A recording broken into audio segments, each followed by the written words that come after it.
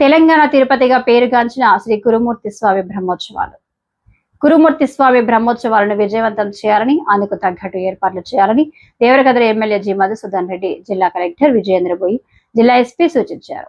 జాతర ప్రాంగణంలో ఏర్పాటు చేసిన సమీక్ష సమావేశంలో ఎమ్మెల్యే మాట్లాడుతూ, ఈ నెల 22వ నుంచి నెల రోజుల పాటు జాతర జరుగుతుందని, అయితే ప్రధాన ఘట్టమైన స్వామివారి ఉద్దాల మహోత్సవం చాలా కీలకమైందన్నారు.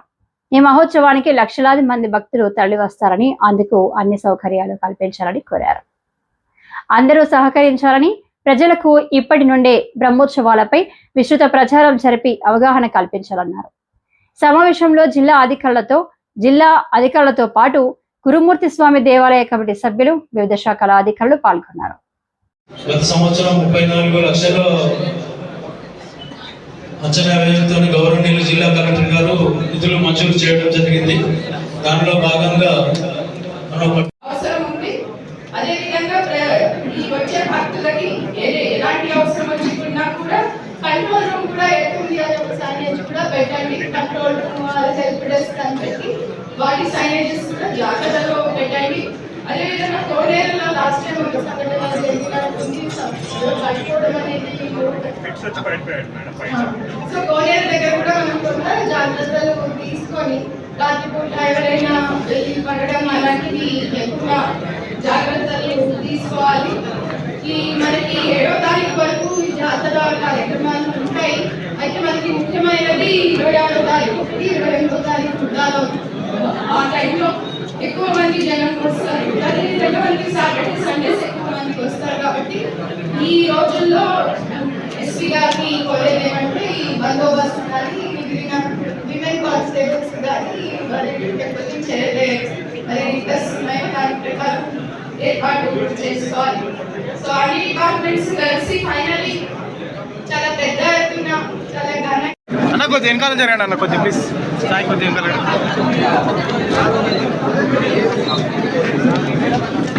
ట్రాఫిక్ కొద్దిగా వెనకాల తీసుకోమా. Okay sir. మనం ప్రతి సంవత్సరం కూడా ఈ మన గురుమూర్తి స్వామి బ్రహ్మోత్సవాలని చాలా పెద్ద ఎత్తున ప్రజలకు ఎలాంటి ఇబ్బందులు లేకుండా నిర్వహించాలనే ఉద్దేశంతో ఈ సమావేశాలను నిర్వహిస్తున్నాం. ఈ సంవత్సరం కూడా మనం ఈ బ్రహ్మోత్సవాలు చాలా ఘనంగా నిర్వహించాలి. భక్తులకు ఎలాంటి ప్రాబ్లమ్స్, సమస్యలు, ఇబ్బందులు కలగకుండా ప్రతి డిపార్ట్మెంట్ కూడా చర్యలు తీసుకోవాలనే ఉద్దేశంతో ఈ రోజు ఈ సమావేశం ఏర్పాటు చేస్తాం. ఆల్రెడీ ఒక సమావేశం మనం మహబూబ్ నగర్ లో కలెక్టరేట్ లో ఏర్పాటు చేసుకోవడం జరిగింది. మళ్ళీ ఈ లోపల జరిగిన కార్యక్రమాలు ఏమేమి జరిగాయనేది రివ్యూ చేసుకోవడానికి ఈరోజు పెట్టుకున్నాము. అయితే గత సంవత్సరంతో పోలీసులే ఇక్కడ కొంత ఫెసిలిటీస్ మనం మెరుగుపరచడం జరిగింది చెప్పి కోరుతున్నాను.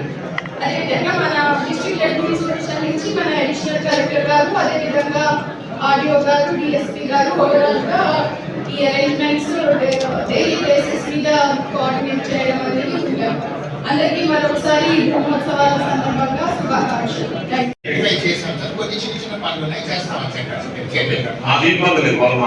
కోఆపరేట్ చేస్తారు. ఇక్కడ ఏం ఇబ్బంది లేదు, అంతా అవైలబుల్ ఉంటారు.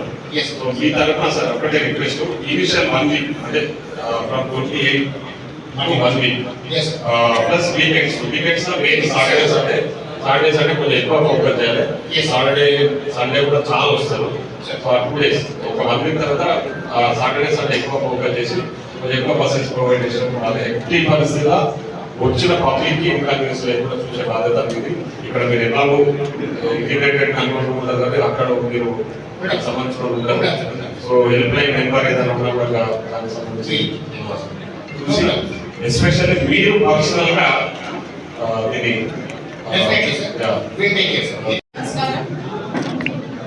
మనం ప్రతి సంవత్సరం కూడా ఈ మన గురుమూర్తి స్వామి బ్రహ్మోత్సవాలని చాలా పెద్ద ఎత్తున ప్రజలకు ఎలాంటి ఇబ్బందులు లేకుండా నిర్వహించాలనే ఉద్దేశంతో ఈ సమావేశాలను నిర్వహిస్తున్నాం.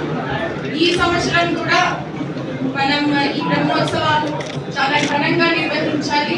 భక్తులకు ఎలాంటి ప్రాబ్లమ్స్, సమస్యలు, ఇబ్బందులు కలగకుండా ప్రతి డిపార్ట్మెంట్ కూడా చర్యలు తీసుకోవాలనే ఉద్దేశంతో ఈ రోజు ఈ సమావేశం ఏర్పాటు చేస్తాం. ఆల్రెడీ ఒక సమావేశం మనం మహబూబ్ నగర్ లో కలెక్టరేట్ లో ఏర్పాటు చేసుకోవడం జరిగింది. మళ్ళీ ఈ లోపల జరిగిన కార్యక్రమాలు ఏమేమి జరిగాయనేది రివ్యూ చేసుకోవడానికి ఈరోజు పెట్టుకున్నాము.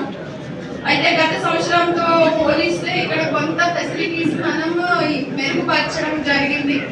అంటే లేదన్నా రేపు 26 నుంచి స్టార్ట్ అవుతాం అని చెప్పేసి ముఖ్యమంత్రి గారు చెప్పిన ఏర్పాట్లు ఎలా జరుగుతున్నాయో లేదు రేపు కోఆర్డినేషన్ మీటింగ్ పెట్టుకున్నాము, బ్రహ్మాండంగా ఏర్పాట్లు చేస్తున్నాం అని చెప్పినాము. రోడ్డు విషయం కూడా అడిగారు. ఘాట్ రోడ్డు విషయం ఎంతవరకు వచ్చిందంటే వర్క్ స్టార్ట్ అయింది. ప్రాబులీ నెక్స్ట్ బ్రహ్మోత్సవాల బిఫోరే అంటే జూలై కల్లా కంప్లీట్ చేస్తాము. నెక్స్ట్ బ్రహ్మోత్సవాలకు ముఖ్యమంత్రి గారు మీరే రావాలని చెప్పి నేను రిక్వెస్ట్ చేయడం జరిగింది. ముఖ్యమంత్రి గారు కూడా ఆ రోడ్ కంప్లీట్ అవుతుంది కాబట్టి నెక్స్ట్ బ్రహ్మోత్సవాలకు ముఖ్యమంత్రి గారు కూడా వస్తారు. ఈసారి నేను రేపు ఎండోమెంట్ మినిస్టర్ గారిని ఇతర మంత్రులు కూడా కలుస్తాను, జిల్లా మంత్రులను అందరినీ కూడా ఇన్వైట్ చేస్తా ఉన్నాం. అందరికీ ఆల్రెడీ మాక్సిమం చాలా మందికి ఇన్విటేషన్స్ కూడా పంపించడం జరిగింది, ఇంపార్టెంట్ లీడర్స్ ఇంపార్టెంట్ అధికారులందరికీ కూడా. సో నా రిక్వెస్ట్ ఒకటే, మరొకసారి కూడా ఈ వారం రోజులు మనకు 28వ తారీఖు నుంచి 26వ రోజు పోలీస్ డిపార్ట్మెంట్ వాళ్ళకు తెలుసు. ఆ రోజు ఆభరణాలు ఊరేగింపు కాబట్టి మీరు కొంచెం స్పెషల్ కాన్సన్ట్రేట్ చేసి ఊరేగింపు పూర్తయ్యే వరకు ఆభరణాలు దేవుడికి అలంకరించడం వరకు కూడా మీరు ఖచ్చితంగా ఫోకస్ చేయాలని చెప్పేసి ఆర్టీసీ మిగతా డిపార్ట్మెంట్స్ ఇక్కడ డిపిఓ గారు సంబంధించిన కన్స్ట్రక్షన్స్ కానీ ఇవన్నీ కూడా కొంచెం మనం అడిషనల్ ఫెసిలిటీ క్రియేట్ చేసుకోవడం జరిగింది.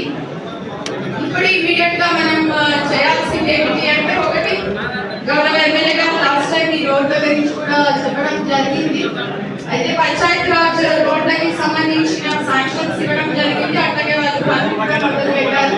ముఖ్యంగా జంగిల్ కటింగ్ కానీ లేకపోతే ఈ మన హాట్ హోల్స్ ఈ రోడ్డు ముందర నుంచి కొంత మూవ్మెంట్ క్లియర్ చేయడానికి వాళ్ళు చర్యలు చేపట్టారు. అట్లాగే R&D వాళ్ళు కూడా వెంటనే పనులు స్టార్ట్ చేయడం జరుగుతుంది. ముఖ్యంగా ఈ మనకి గౌకుంట్ల ఈ పుట్టపల్లి ద్వారా వచ్చే రైల్వే రోడ్డు కొంత మనకి కొంత రిపేరింగ్ గా చేయవలసి ఉంది. అంటే లాస్ట్ టైం కంటే కొంత వాళ్ళు చేస్తారు కానీ దాన్ని ఇంకా మెరుగుపరచాల్సిన అవసరం ఉంది. దానికి సంబంధించి రైల్వే వాళ్ళతో కూడా మేము ఫాలో అప్ చేసుకోవడం జరుగుతుంది. దాంతో పాటుగా ఇంకా జాతర మన బ్రహ్మోత్సవాల నిర్వహణకి సంబంధించిన కార్యక్రమాలన్నీ ఇందాక మనం విస్తృతంగా మాట్లాడినట్టు అన్ని డిపార్ట్మెంట్స్ కూడా వాళ్ళ పర్సనల్ పర్యవేక్షణలో ఈ కార్యక్రమాలని పర్యవేక్షించాల్సిన అవసరం ఉంది. ముఖ్యంగా ఇంటిగ్రేటెడ్ కంట్రోల్ రూమ్ ఆడియో మీరు అది కొత్త ఎన్షూర్ చేయాల్సిన అవసరం ఉంది. ఇంటిగ్రేటెడ్ కంట్రోల్ రూమ్ లో అన్ని డిపార్ట్మెంట్స్ కి సంబంధించిన ఫంక్షనరీస్ అక్కడ ఉండాలి. పోలీస్ కి తర్వాత మెడికల్ సెపరేట్ క్యాంప్స్ ఉన్నా కూడా వాళ్ళతో కోఆర్డినేట్ చేయడానికి ఒక పర్సన్ ఇంటిగ్రేటెడ్ కంట్రోల్ రూమ్ లో ఉండాల్సిన అవసరం ఉంది. ఎక్కడ ప్రజలకు ఇబ్బంది జరగకూడదు. అదేవిధంగా మనకి ముఖ్యంగా బ్రహ్మోత్సవాల్లో పారిశుద్ధ్యం అనేది టాప్ మోస్ట్ ప్రయారిటీ ఉంటుంది. దానికి సంబంధించి డిపిఓ గారు వారి టీం అంతా కూడా చర్యలు తీసుకోవడం జరుగుతుంది.